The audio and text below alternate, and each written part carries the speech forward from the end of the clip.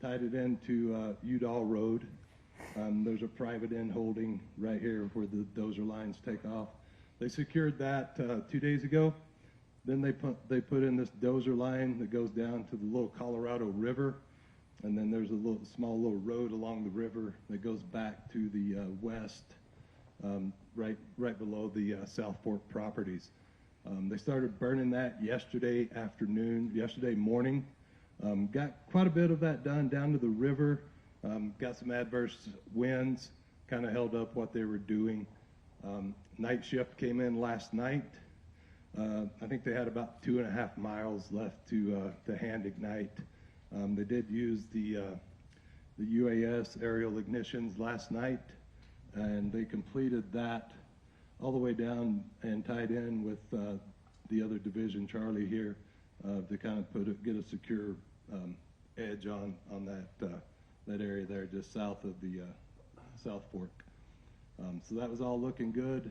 They did, like I said, use the UAS to do some aerial ignitions interior last night as well, just to help with that process.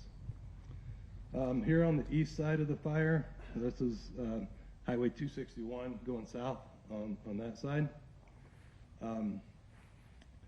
This little area here that pokes out to the east of 261, that happened on Wednesday, the day before we took the fire. But over the first couple days, crews were in, they found some roads, tied a few things in. They burned this 2 nights ago, secured that.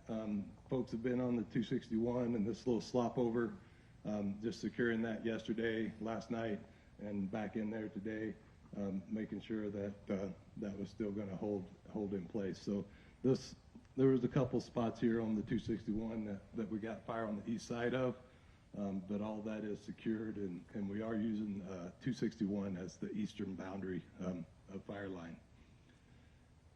So last night, crews came in. One of our objectives obviously with the winds coming in today, even some more winds tomorrow, some of our biggest concerns is obviously kind of this east side. And that was why we worked hard on Foxtrot there. And crews came in last night, burned off the Highway 261 down to the Forest Road 409. And that was the objectives, was to get a buffer in here for when the winds came. Those guys kind of went in, overachieved what we expected. So they got down to Forest Road 409 and burned to a road just east of the South Fork Road, back into the fire. This little hatch mark that we have drawn in is their burnouts from last night and also here. So the acres, this shows 15,000 something. The real acres are going to be a little bigger, probably around 18,000, I would guess, without seeing any kind of new infrared flights. All of this is holding well. Crews are in there today, patrolling, securing, mopping up, just making sure things stay in there. And I guess on another note, we do have a structure group that's been out in the south of Eager here, assessing houses, doing triage, making a good product to leave with the forest of homes and their assessments of what that might be. So that's kind of what's going on with the fire to date. Any questions?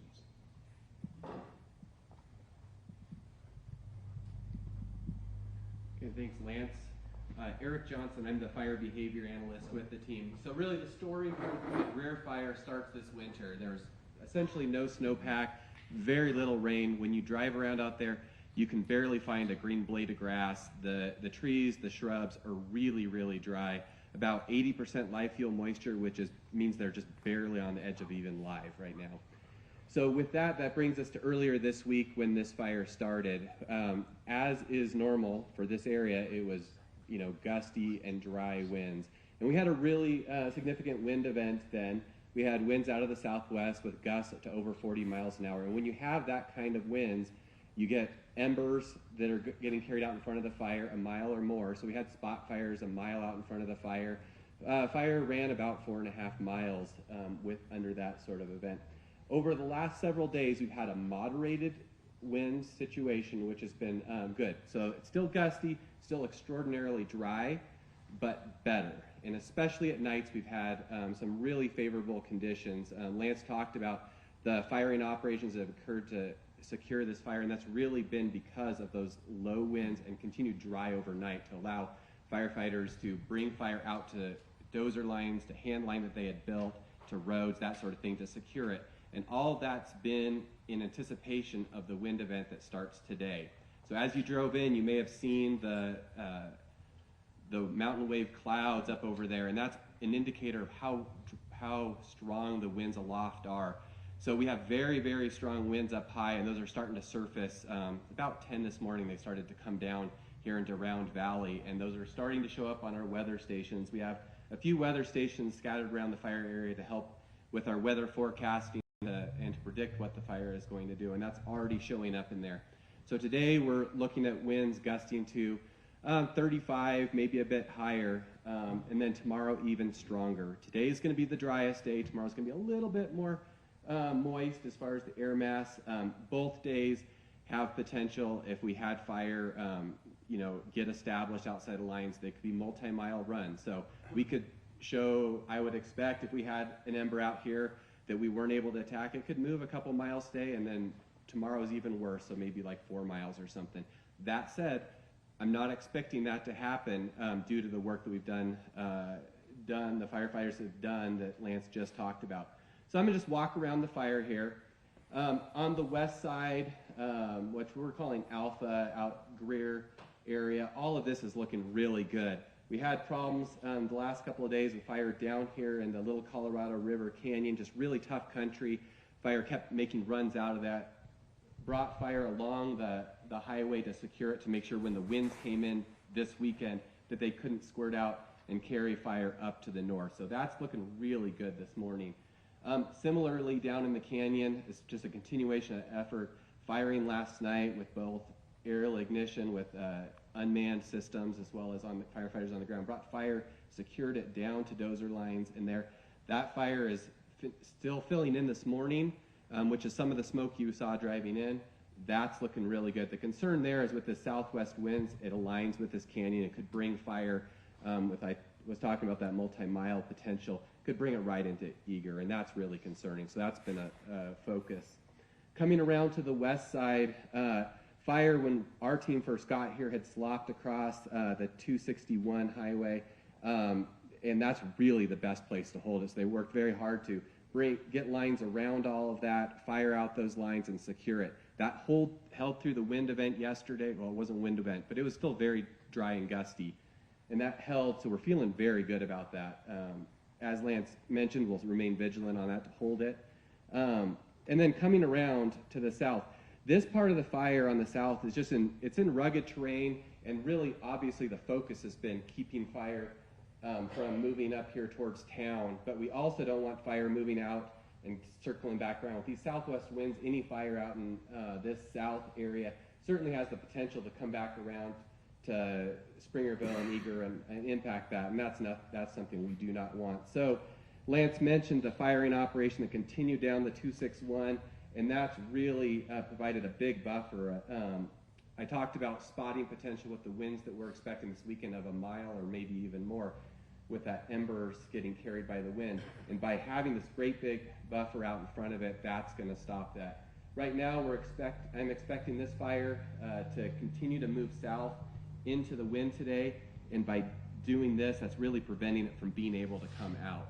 So with all of this, what I'm expecting is the fire to stay where it is. I expect to see a lot less smoke production over the weekend, but really this weekend's wind is really going to be a test for all the firefighting efforts that have gone on up till this point. Now it's going to be a test in responding to any embers that happen to get across the line and try to squash that.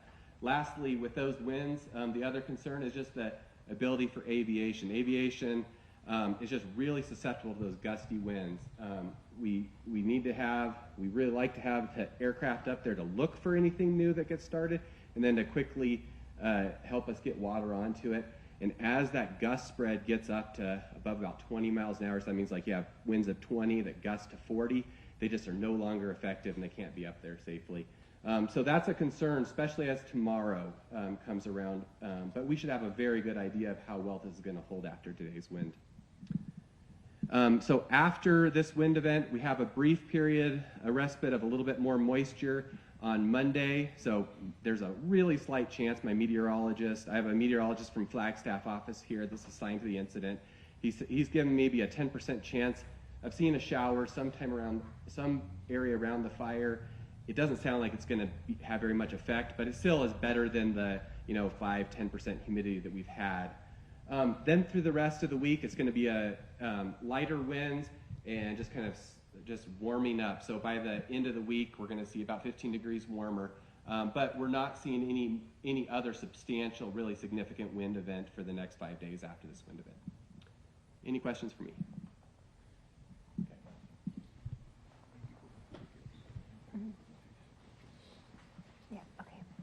Thanks, Eric. Morning, my name's Haley Nickel, and I work in Apache County Emergency Management. A little bit about our emergency management operations. Tuesday, we were on our way to a meeting in Sholo, which is about an hour west of here, and we quickly got turned around and at the sign of smoke. So we got down the mountain and got our computers, quickly headed back to Greer, immediately set up our command in the passenger seat of a car, got Starlink up, and we were sending evacuation notifications while zooming to Greer as fast as we could. Once we got there, we quickly got permission from local law enforcement to set up a little roadblock as we enter in, because the deputies were busy knocking doors. So we set up our roadblock. We were flagging down cars. We were running through the woods, knocking on doors too, doing whatever we could. You won't find another emergency management or even county like Apache County in the entire state of Arizona. We do what we can with the people that we have, because if we don't do it, nobody else will. We have relied extremely heavily on our partners in this response. Our partners from our probation department running our donations management, to the health department helping out, to Supervisor Davis's office and our District 3 roads department. We can't do it just our office. We talk about finance section, logistics, operations, all that. That's 2 people. We do all of it. And so relying very heavily on our partners and our fellow county employees. We've also opened 2 shelters. One is in St. John's, which is about 30 minutes north of here, and one in Alpine, which is about 30 minutes south of here. And so those are open for evacuees. Those 2 people, myself and Heather, who run it, we're actually evacuated from our homes right now. We're sleeping on the floor, but we're still showing up to work every day, because otherwise it's not getting done. We're getting a few hours of sleep every night, running on energy drinks. We're stinky, we're dirty, but we're getting it done.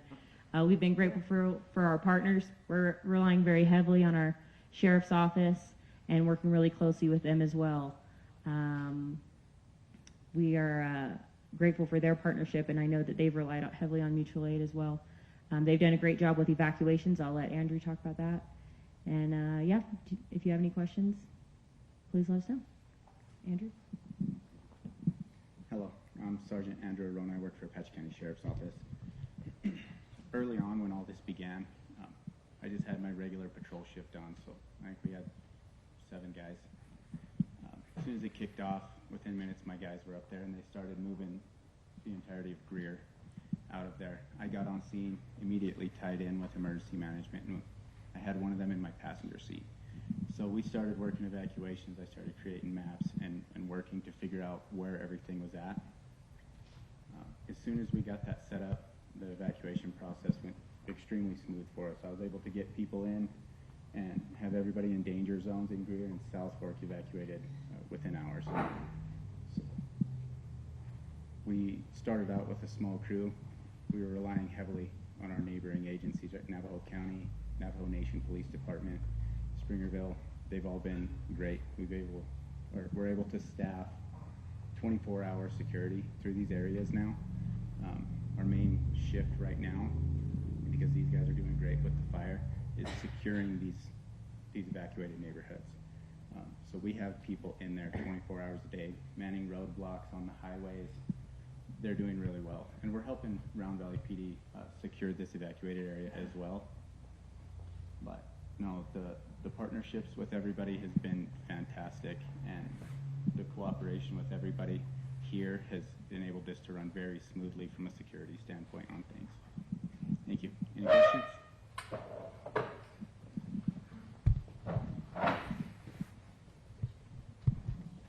All right, good morning, everybody. Governor Hobbs, thanks for coming.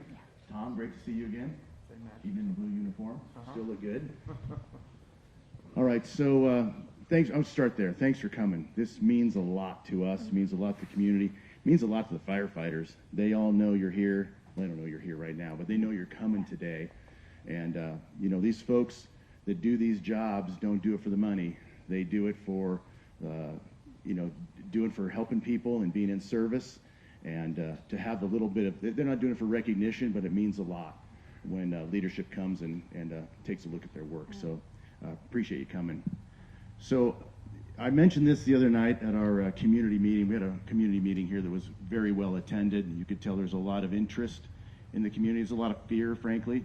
You know, you look at the map, everybody knows the terrain and know where the winds come from, and just look at the map and what's right in front of the fire. Like it doesn't take a fire science scholar to recognize that this is a big problem. So a lot of interest in the fire. But you know, when an incident management team comes to town, you can't hide the work that you've done to be set up for an incident like this. And it's no joke that these people are really set up well. We see the relationships, we integrate ourselves with the community, and I've got to say that right from the start when we got here, we recognized that we were in a pretty serious firefight. And the initial response that was done on this fire was absolutely heroic. I mean, absolutely heroic. That there's as few homes and critical infrastructure loss as there was is just, it blows my mind still that it wasn't much worse than it was. And so as we begin to come into town and integrate, as I said, you know, the relationships between Arizona DFFM, Apache County, the Sheriff's Department, the U.S. Forest Service, the Greer Fire Department, everybody, you know, these folks are well practiced. And part of that is because they've been tested. You know, these communities get tested a lot. They tend to come together. And I just can't say enough about the organizations here and setting us up to be successful. We've been saying this as a team. So we're Southwest Area Incident Management Team 3, Complex IMT 3, one of 4 complex incident management teams that are assigned essentially out of the Southwest geographic area. Mr. Truitt is IC on one of the other 4 teams, as you well know, obviously. And we just drew the straw. We were the first up to get the call. And so to be able to come in, and this was a fairly short handoff. Oftentimes this takes days to set up, and we shadow and we watch and make sure that we can integrate well and that we can keep the responders safe. It was pretty obvious we needed to integrate quickly, so our team was able to come in, and because of the structure that was already set up with road guards, initial response, the donations, the county OEM, like we just came in and grabbed the fire and were able to commit the resources that were needed to get us in a point where, frankly, I don't know that anybody thought after those first couple of days we'd be at this point just a few short days later. So part of that is some of it is just the timing. Right now we're sort of the only show in town. If you've looked at all on like even the Southwest or the national priority setting right now, we're the #1 incident in the country. We're certainly the #1 incident in the Southwest. We're really the only show in town. So what that's meant to us is that we're able to get what we need. And in terms of logistic support, I mean, we had our camp set up faster than we've had camp set up previously most of the time. All the support for the crews, to equipment, to aircraft. I mean, right now, I believe we've got 12 of the 15 hotshot crews stationed in the Southwest. I don't know that I've ever had that happen, John, but that's pretty remarkable. So it's twofold. It's the timing, but also people recognize the potential for this fire and the impact to communities and just health and safety. So I think that we're in a pretty good spot right now. Lance, I think painted a good picture there. But we're at this point. Eric did a good job representing what the risks are coming into the weather pattern the next couple of days. We are certainly not out of the woods yet. We are staying very vigilant. We've got a lot of people that are evacuated. There's a lot of folks that have gone. There's people that have stayed, and we've cut power in there for health and safety for the firefighters as well as everybody else involved. So we recognize right now we're kind of on this bubble right now where we've got a pretty significant upper hand on the fire, but all it's going to take is, as Eric said, I mean, one ember across the line, and we have an entirely different landscape. So this pattern we're in for the next few days of just kind of holding what we have, I think is a good stance. And then we, as Lance said, we don't have a lot left to secure on the perimeter of the fire, but there's still some very, very tough country. So again, the partnership, the delegation that we're under here with Arizona State and the Forest Service, I think has been remarkable.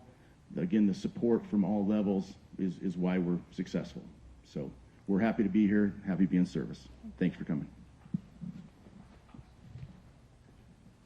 Thank you, Matt. And now, Governor Hobbs, we'd invite you if you have any questions. Yeah. We've got a lot of folks in the room, all the people here from the federal agencies, the local, the state. So anything that you have on your mind.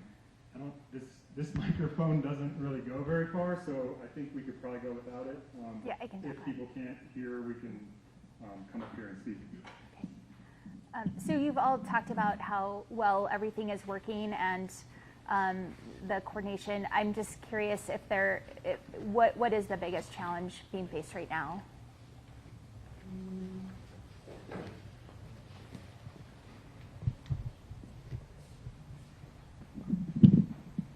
I think, frankly, the biggest challenge we have right now is the weather. Mm-hmm. The uncertainty of the weather. From the beginning of our time on the fire, we've been faced with this kind of this really crux decision whether or not we apply fire on the ground to stop the fire, or do you not apply more fire on the ground because it might make matters worse. That's not an uncommon decision we're faced with on most fires. That's how we suppress most wildland fires, is with fire. Yeah. And it's not, I can tell you, John can say the same thing, I know we've both been on this receiving end of this, of applying fire with good intentions and then have an unintended outcome because of what we've done. It's a bad place to be, but the way this thing was moving and the way it still has potential to move, you have to make those really risk-based decisions. And in this case, the application of fire, like burning this piece, burning the Highway 260, none of these go without a tremendous amount of thought and analytics to make sure we're doing the right thing. And we've just been able to capitalize on these windows. And we burn in the morning and then hold it through the afternoon when the winds come, then burn all night long and then hold it in the afternoon. So I think that's our biggest challenge right now is just the unknown of the weather. Yeah. And I know my team's been in constant communication with all the partners, making sure we're providing resources as much as we can. We've been in contact with Apache County just on the need for emergency declaration. We just made that this morning. And so just curious if there are other unmet needs that we should be helping to secure. I think I'm probably speaking out of turn for the Forest Service and the state, so please back me up on this one. But from my perspective here, I think we're getting what we need to suppress the fire. But that's just the very beginning of what I think is the longer term needs here. There's going to be a lot of restoration. There's going to be a lot of rehabilitation. There's going to be a lot of downstream effects after the fire, obviously. So I know that the declaration is going to help with a lot of that stuff. Yeah. The Forest Service can come to town with their BEAR program to help with a lot of that emergency stabilization. And then as I look further out, again, the team comes in and we're unbiased. We look at everything and kind of can be that other eye. I think there's going to be some increased community awareness. There's going to be community wildfire mitigation. It's going to be very helpful on the heels. After a large fire like something like this, people are really in a good place to talk about grants. They're in a good place to talk about how we all work together for future mitigation, for future events. Good morning, Governor. Appreciate you coming, and it means a lot. Just want to say thanks to everyone that's in here. We've been working with Lehigh off and on for a long time, and he's our go-to guy. He gets us in the mix when we need to be there, and law enforcement's been outstanding. As the emergency management director, I've been in good contact with Gabe, working on certain things, and I think I spent half of my budget in 4 days. I mean, we had 55 people on the ground related directly to law enforcement, and we were thankful that the Sheriff's Office, Andrew, brought in Navajo County, we brought in Navajo Police Department, the local PDs with Brandon Eager's people have been here, and we've worked night and day, but in the back of our mind, we're worried about if we're gonna run out of money to finish this thing. So, and I know you know this, Gabe knows that we've talked to him, and there's been some indecision on when we set up our incident command, when we did this. We started right from the beginning. I mean, there's pictures and stuff out there of these people risking their lives, and it was, I've been in a lot of fires, you know. I helped Gary Butler and the Rodeo Chedeski. We were here with the Wallow. This was a crazy start to a fire, and how we got as lucky as we did to get those people out of there, you know, I think, you know, we were blessed. So it was an emotional deal for the citizens. You know, there's a lot of trauma in this community. You know, it goes way back. That fire hasn't just scarred the mountain, it's scarred the community. And we've come together good. I mean, we've met a lot of new people, a lot of new friends. And Supervisor Davis has been here with our county manager every single day trying to help us. So when this is over and this thing gets put out, we all know that there's financial obligations that we have for the communities and to recover from this. And we're just asking you to be considerate with the communities. And your presence here shows all of it for us. Thank you. And we really appreciate it, and we'll work close with Gabe, but you know, we are a poor county. And we need your help. Thank you. So I understand there's been a number of mitigation projects implemented by both U.S. Forest Service and the State Department. How have those projects informed kind of how you approach this fire? Okay. I can answer the tail end of that part. I'll answer the tail end of it, but I mean, the experts in here are not me on that. That's like Lehigh and Travis and Dusty and others. But initially, when we began to look at what our options were here for holding features and containment line construction, the Apache Sitgraves provided us with some very detailed options. Their prescribed burning and hazardous fuels mitigation program is on par. I work for the U.S. Forest Service. I live in Albuquerque. I manage a forest over there, and I look at these guys' stuff, and I'm making notes. Like, these guys are really way ahead of a lot of folks. So this is a great example right here. The reason we were able to take a chunk like this, even ahead of predicted weather like we've been talking about, is because of their active fuels management. Rob, you guys burned that just a couple of years ago, something like that. It's the only reason we were successful at keeping fire really out of Water Canyon, frankly. And all these homes that are in here, like this, I mean, it's tremendous loss in there. And I'm going to say, without a doubt, the only reason that we've been successful is because of their active fuels management program, their hazardous fuels reduction, prescribed burning, et cetera. That's on the Forest Service side. Can't speak, Lehigh, much to the state side, but I know that up here there's been a lot of treatment on the top. We talked a little bit about the last year of coordination between, like, you and Johnny and the work you've done in that interface area. So there's just been a tremendous amount of coordination at the federal and state level around this fire, and that's frankly what's caused us to be successful. Great.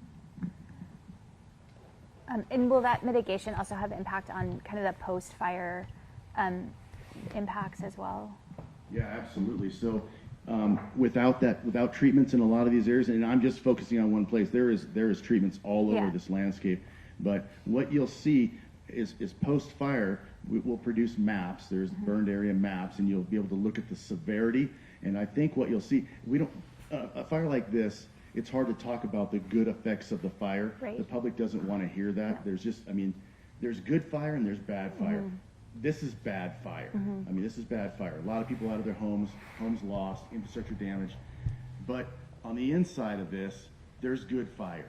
There's good fire that's going to help these communities be resilient down the road. I mean, it's hard to say, even with the Wallow fire. The Wallow fire was a bad fire too. But the Wallow fire is part of the reason also why we've been successful in catching this fire, is because, you know, it pre-treated the landscape, if you will. Maybe not in the way that we would have done it on our own, but the landscapes that were treated, you know, with prescribed fire, thinning, whatever, that's helped reduce the intensities. So what you'll see, there's an intact ecosystem still. Even after a fire that we call a bad fire, there's intact ecological functions still. Watersheds are going to function. You know, the overstory of the trees are still largely intact. There's a little bit of high severity, you know, but I mean, for a wildfire that as you've heard, started as just total catastrophic situation, the outcome of that, because of the active fuels management and the treatment, is on the ground ecologically is actually going to be pretty good. That's hard to say on fires like this. Yeah, yes.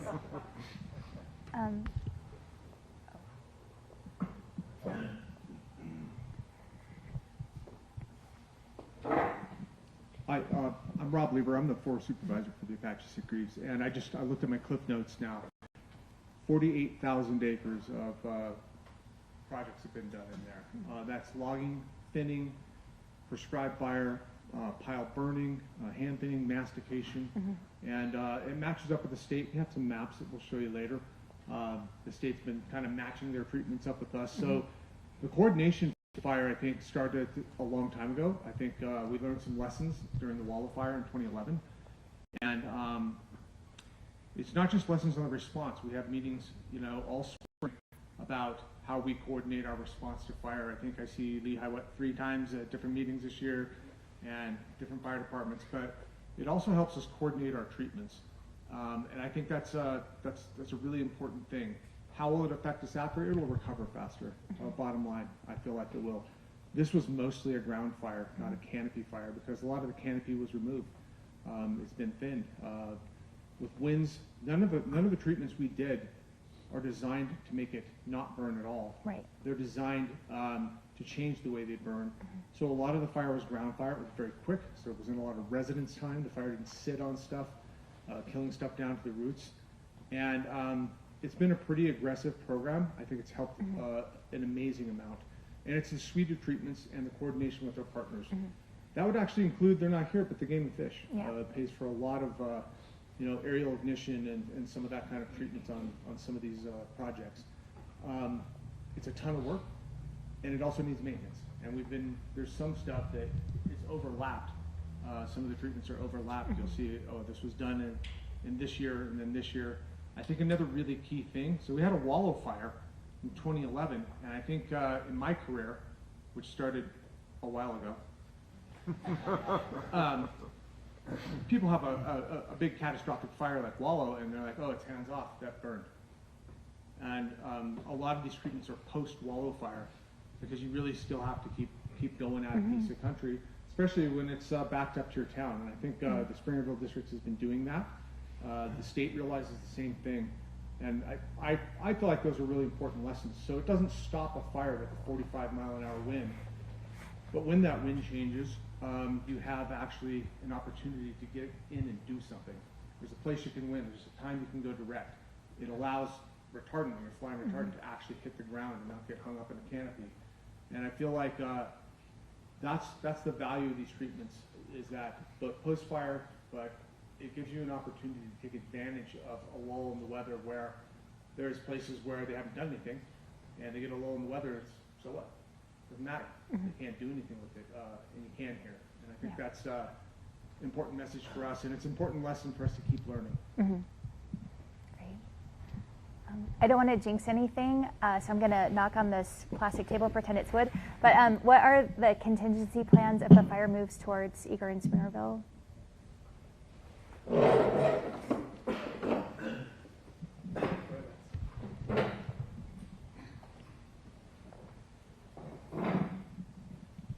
So I talked a little earlier about the structure group that's been here in south of Eagle and all of this country. So those folks have been putting into place sprinkler kits. They've been assessing, what it would take, one, for evacuations to get people out safely, what it would take to, what resources it would take to get in and protect structures where, where it's safe to do so. So those folks have been out doing that around structures and that, not just here, but I mean all the way down this east side. We've had folks, a contingency group, scouting out other lines further south that we could use as control features, as well as what roads and features that we could use out to the east. If something were to get across 261 or any of that. So we've been preparing for the what if, I guess would be the right word. Because I don't want you to jinx it either. But yeah, so the folks have been out preparing for that, just in advance, and have those plans in place if that were to happen.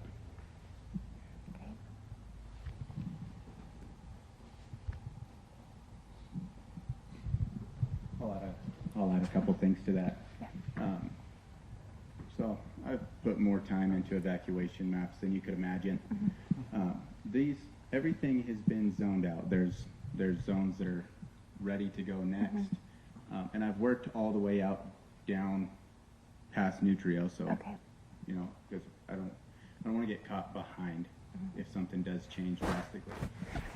But the evacuation plans are all in place. If the fire does proceed into the communities from either direction, there's different plans in place to move people out. All the law enforcement's on the same page. Emergency management, they're on the same page with everything. So as soon as it gets close, we prep everything on our end. And when it gets go time, guys know where they're going and what they're doing. We push out notifications to everyone. And we were able to evacuate this part of Eager over here fast. We allotted 3 hours for it. I think with the support and the organization of it, I think an hour we had the whole thing done. So there are plans in place for that. And I've been bothering these guys nonstop, and they're probably getting tired of me. Yeah. But I want to make sure that we're all on the same page to keep these communities safe. Can you talk about, while you're up there, can you talk about kind of what you do on a regular basis? So community, I mean, it sounds like you haven't had a lot of hesitation or resistance on evacuation efforts, and how, like the prevention or readiness you do ahead of time to get folks, like, this is what we do, we're gonna cooperate, So when we decide to put the different zones into the set mode, we push out notifications that come out the same way Amber Alerts come out. It blasts your phone, you can't avoid it. In the high danger areas, I'll actually send my guys in there to go talk to people and let them know, like, hey, it's time to start thinking and getting ready. I'll get all the law enforcement together, and I will give everybody, we have color-coded tags. We have green tags for evacuated residents, orange tags for refusals, along with refusal forms. I will break everybody up into squads and assign them specific areas of the neighborhoods or wherever we may be.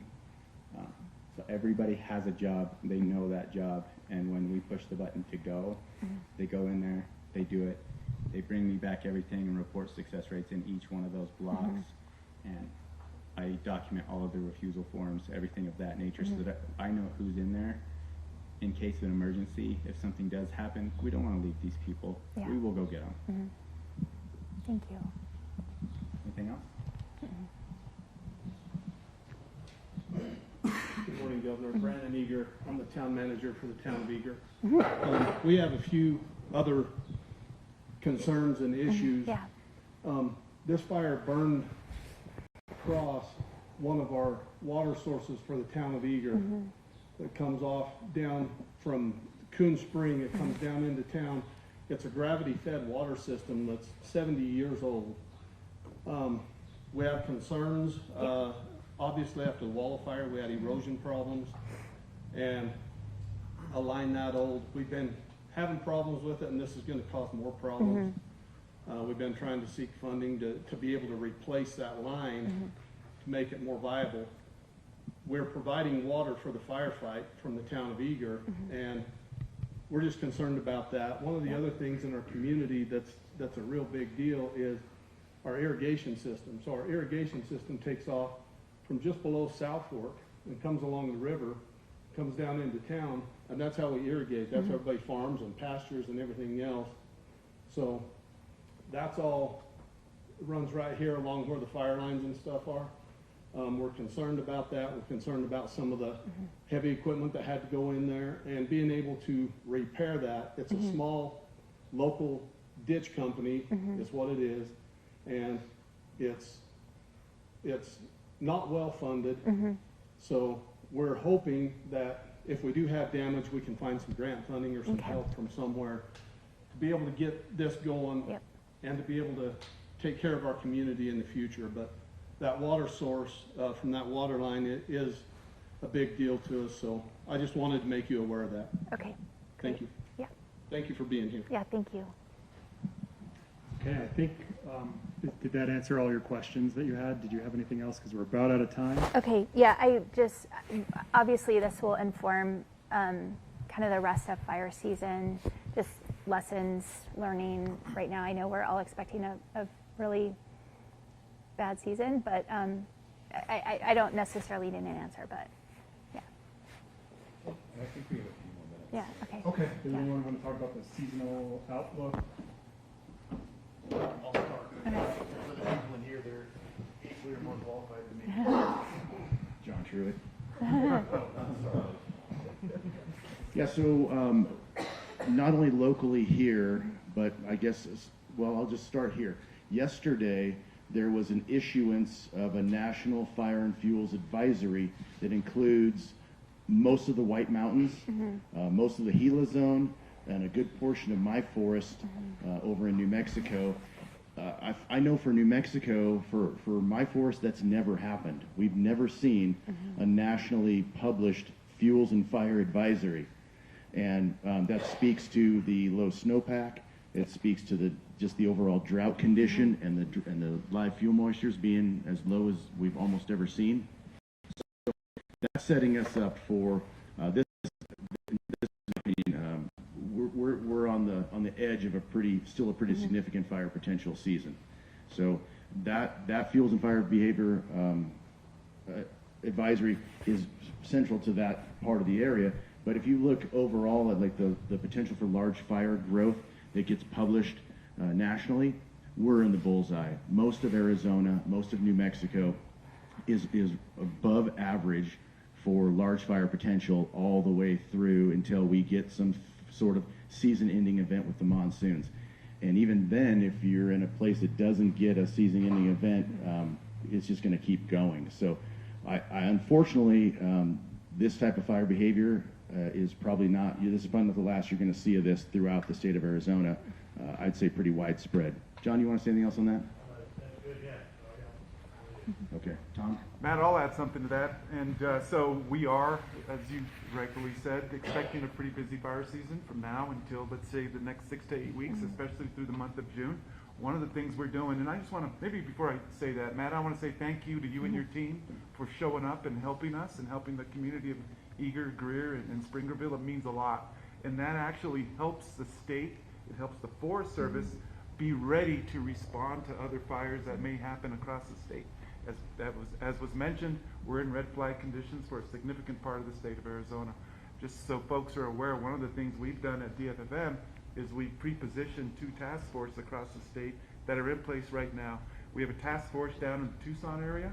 We have a task force set up in the Phoenix area to respond effectively to any initial attacks that may happen across the state. And I know that augments and supplements what the Forest Service has in place as well. So I just wanted to put that out there and acknowledge that we are doing everything we can to engage in a very potentially busy fire season over the next 6 to 8 to 10 weeks.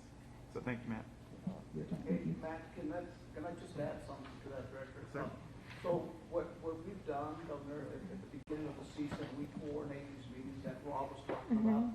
And in that meeting, it's part of that collaboration between, the emergency services of both Navajo and Apache counties, which is what I'm kind of in this district. And so the fire managers like Travis to my right here, and the rangers like Dusty over here to my left, we all get together with all the locals, and we do a pre-season meeting where we talk about who's going to do what are the roles, what information do we have, and who needs that information. When the fire kicked off, there was no argument with nothing. Travis was the first one there. He took the fire right off the bat. There was nothing there. When I showed up, emergency services were already there, and that caravan of vehicles going in to get people out. So it worked out well. The fire event was it could have been catastrophic if it wasn't in the location where it started.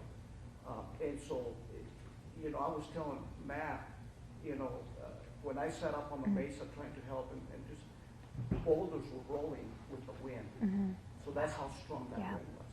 So just to kind of give you an idea. And I just wanted to add that. I didn't get to. Thank you.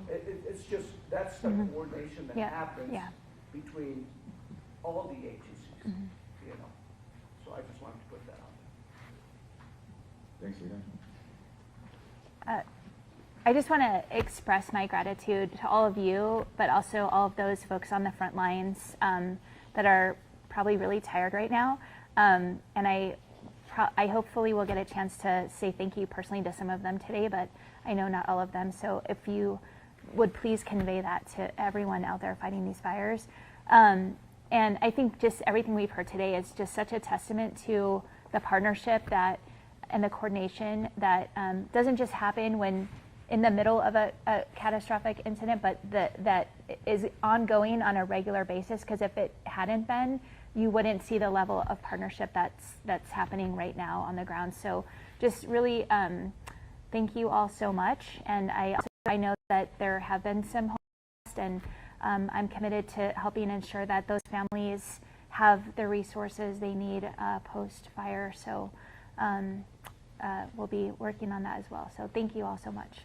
If I may, Governor, hi, my name's Ross Greer, I'm the Chief Deputy here at the Patton County Sheriff's Office. First of all, I want to thank you for coming out, but to have the Sheriff's Office, for all the leadership here, our number one concern is life. So I'm grateful for all the resources that are here, who are trying to protect that, and also the property, the resources, and all that. And I appreciate you coming out. But as we go further on with this operation on law enforcement side, as it becomes sustained, we're going to need that assistance to bring in other agencies to what we're planning for. Yep. So thank you very much, and anything you do to assist us will be tremendous help to all of us and the communities, and we truly care for everyone who's affected by this. So thank you, Governor, for coming out. Yep. Okay, great. Well, that concludes this portion of the briefing. There's going to be a field tour, and we will gather up kind of outside and head out. So thank you. Thanks.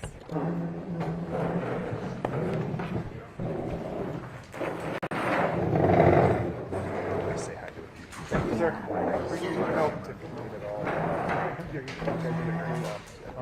don't know how you want PPE on. We do have yellow shirts and hard hats. It's an option. We're not requiring it. But. Okay. I'm okay unless you think I need it. Okay. Okay. Great. Just say hi to these people. Yeah. Hey, Mayor. Oh, I'm so sorry. Sorry. I just wanted to connect you with Billy. He's my Fed Affairs director, but also he's going to follow up on the the water. Water Yeah, line yeah, and yeah. on the irrigation. Yes, yeah. You know how the Southwest is, and it's vital to our community. Yeah, Both of those yes, are. So yeah. we're really concerned about it after this because of all the heavy equipment that's Yeah. going through there. So Yeah. we Okay. really appreciate it. Yeah. Thank you. Thank you. We appreciate you coming. Thank you. Thank you, Governor. Thank you so much. Yeah. Thank you, Supervisor. Good to meet you. Thank you for Thank you. Yeah. Good to see you again. Oh yeah, you too. Yes. Hi. How are you? Thank you so much. Yeah. Nelson, how are you? Okay. We're going to do this real quick on camera. Oh yeah. And then Okay. we're going to talk to the supervisors. You're still on mic, so. Okay. Do you want to walk around this side? Yep. Oh, I'm gonna put this right here.